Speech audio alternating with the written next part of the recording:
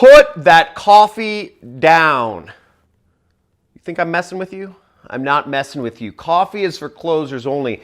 And in this video, I'm going to show you how to create a webinar presentation that will close the deal for you and help you or your company make more of that beautiful green. Let's get it.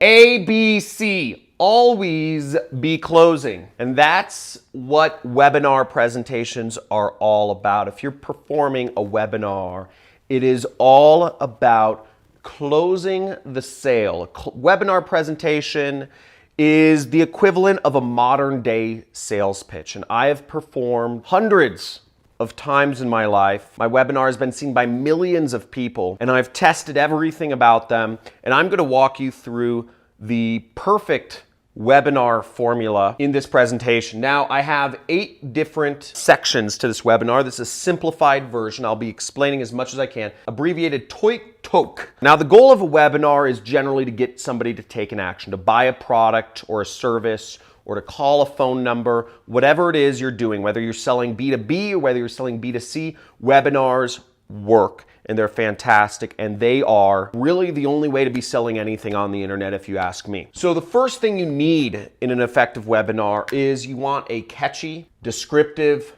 title. Some suggestions here. It should be about whatever product you're selling. If you're selling a marker, for instance, you have to, you want to say how to effectively use a man marker in 5 simple tricks that help your presentations. Whatever that is, you want to have a number typically. 2 big rules of thumb are if you can give people a time constraint, if you can say, I will show you 5 techniques to getting 2 dates in the next 30 days. But you want to give people what their result is. What is the result that people are trying to achieve? And give them some sort of time constraint. I like telling people, how fast they can do something, because people don't, yes, you might be able to get on 2 dates, but if it takes you 2 years, then that's not really a good use of time. So a catchy descriptive title that is talking about the subject that you are, or the product that you are selling. Next step is you need an outline, okay? So after you talk about the title, you want to give people, your audience, an outline of what you'll be talking about. And this can also be called future pacing. You want to give people an idea of what's to come. If you don't give people an idea of what is to come, people can just stand there sitting and staring at you, and they'll be bored out of their skulls.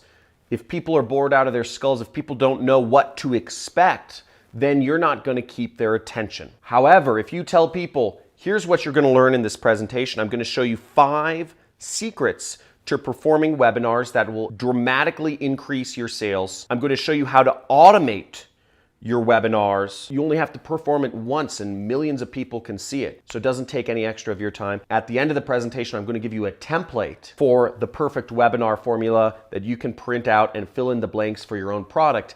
Now you've got somebody's attention, and now they're waiting to see what's coming next and next and next. So that's a good outline. You want to keep people engaged for everything that is to come. Because maybe somebody's interested in getting that template for the perfect webinar formula, but they're not interested in the little training bits in between. So that way you keep them to the end. Next is you want to give an introduction. And this is an introduction to yourself or to your company if you're working for a company. Now, let me tell you a little bit about myself. My name is John Crestani. I was a medical guinea pig that was desperately trying to make money online. And I've gone on to make millions of dollars online.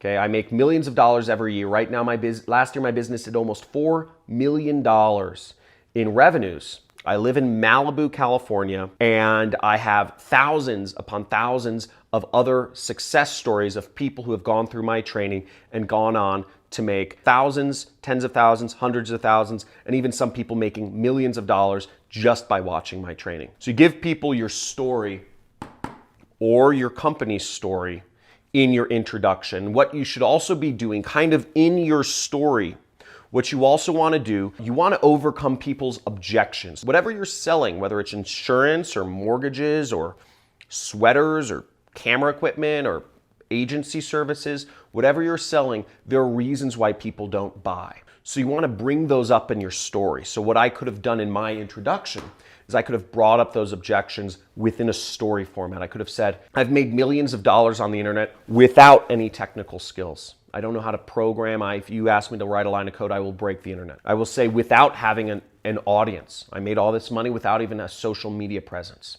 I could say without having an email list, without having employees. So you want to tell people what they can do things without. And it's best if you do that within your story. I said, I made millions of dollars on the internet without any outside investment, because these might be objections people bring up in their mind when you get later on in your sales pitch. Bring up their objections early on and bring them up in a story format.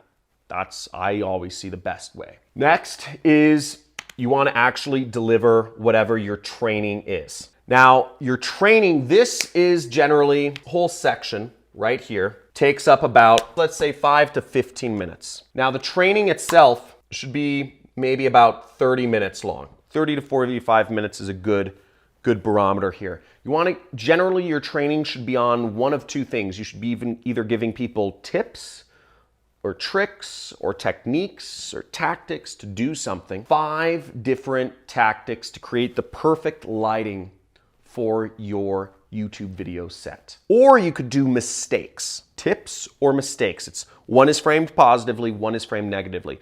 Mistakes are generally much more powerful than tips. You could say 5 common mistakes parents make in raising their children that cause them to have issues later on in life. People are much more attracted, for biological reasons I won't go into in this video, to mistakes, to the negative. People are much more attracted to the story where somebody, where there was a, mass gun shooting at a school versus somebody who donated schools to a community in Africa. One will make headlines, one might be page 3. And the training should be the bulk of, it should be the content that you deliver. Generally speaking, it is the reason why people are attending your presentation in the first place. Make sure to give some serious value here, and it should be interesting. Another technique is, if you're more advanced, within the training, you can talk about some case studies of people who used your product, which you'll eventually get to, or service successfully, or you could overcome objections within your training. Again, what are the reasons why people won't buy your insurance or won't contract with your ad agency?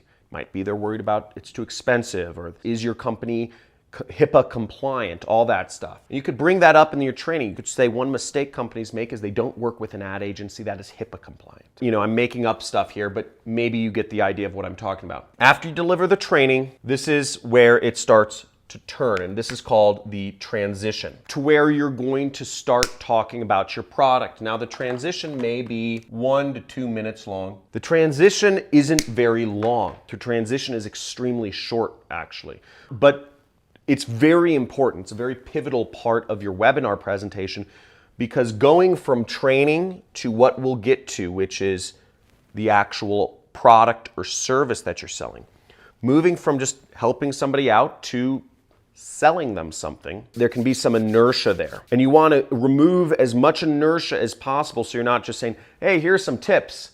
By the way, you want to buy my product or service? Right? That doesn't seem congruent. By the way, I have a product or service I'd like to sell you. So what you want to do in the transition is, generally speaking, the heaven or hell scenario is the most common that people use, and that's the one we'll talk about here. So the transition most commonly used by people is saying, okay, great, I just trained you. I hope you learned a lot about how to light your YouTube set. Hope you learned a lot from those mistakes and you got a lot of information and you're gonna go out and be successful.